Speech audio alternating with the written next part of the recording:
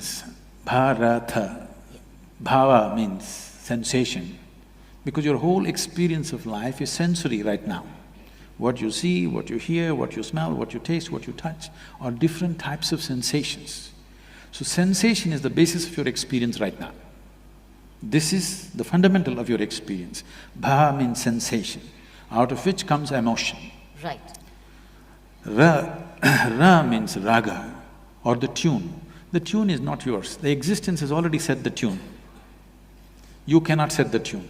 Now you have to just find the rhythm, which is the thala. If you find the right rhythm, you are a fantastic human being. If you miss the rhythm, you're crushed by the process of life. So we called this nation Bharata, and the first, or not necessarily the first, one of the great kings of the past was Bharata. People say the country is named after him. No, he is named after the country. There are so many Bharats and Bharatis in this country. Their country is not named after them. They are named after this nationhood. Did we make a mistake then in converting our name from Bharat through India? A serious mistake, because you need to understand this. Whenever somebody occupies a nation, any conquering forces, when they take over certain nations, first thing they will do is they'll change your name. This is the technology of dominance. This is the technology of enslaving. You must see, if you look at the African-American history, when African people were brought in, the first thing is, at the port, their names were changed. Whatever they had African names, they were taken away and some silly names will be given. That's what has been done to us. Thiruvananthapuram is Trivandrum, okay? Chennai is Madras. We don't know whether we're mad or we're rascals. Like this, India, what does it mean? It doesn't mean anything. So if I give you a meaningless name, you will become a meaningless, stupid person in front of me, because I have a meaningful name, I have a tradition, I have a culture, you have nothing. So in that context, we have become India. This is the first thing, because the concept of a nation must sink into everybody's mind. Yes. Because nation is just an idea. When this idea burns through your mind and sinks into your heart and your passion is risen towards that, then you have a real nation. Otherwise, nation is just in the paper. This is the unfortunate reality for us right now.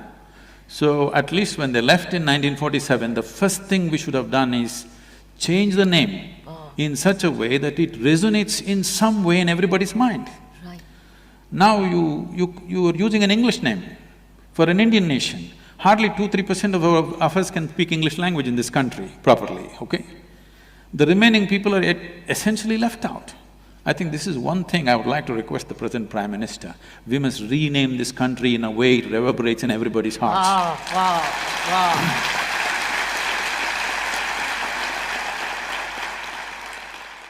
I know a whole lot of intellectual crowd will say, what is in a name? Yes. Okay, call yourself Tobu, call yourself Momo. People are doing that. Yes.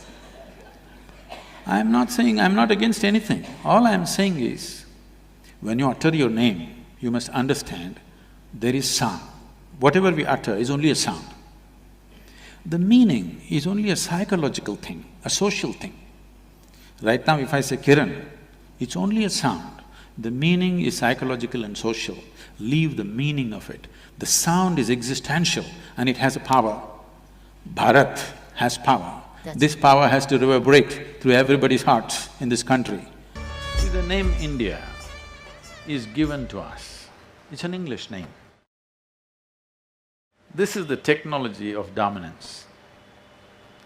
You must see this when they imported slaves from Africa. The first thing they did in the port was to change their name, to call you Kuku, Tobo, Nono, Pupo, something like this. If I call you Padmanabhan, now you stand like this. I call you Kuku, you know.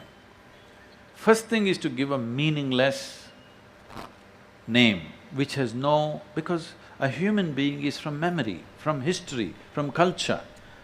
A name which has no cultural background, a name which has no significance, a name which does not instill pride in you, that kind of a name I will give you, because this is the technology of dominance.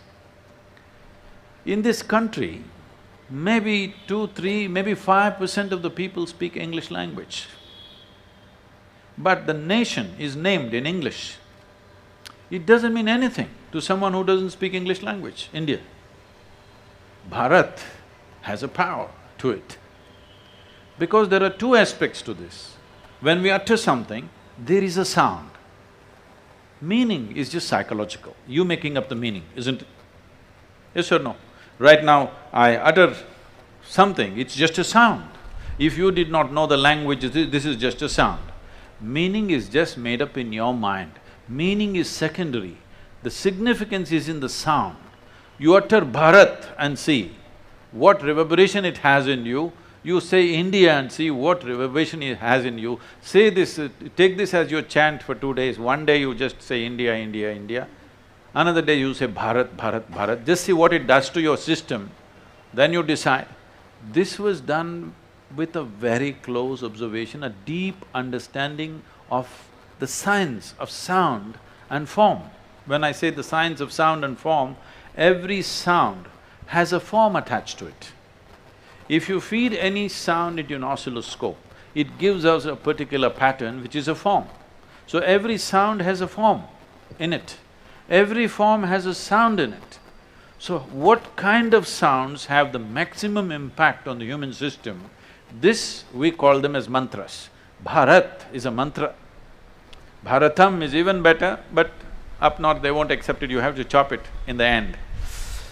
Bharat is powerful.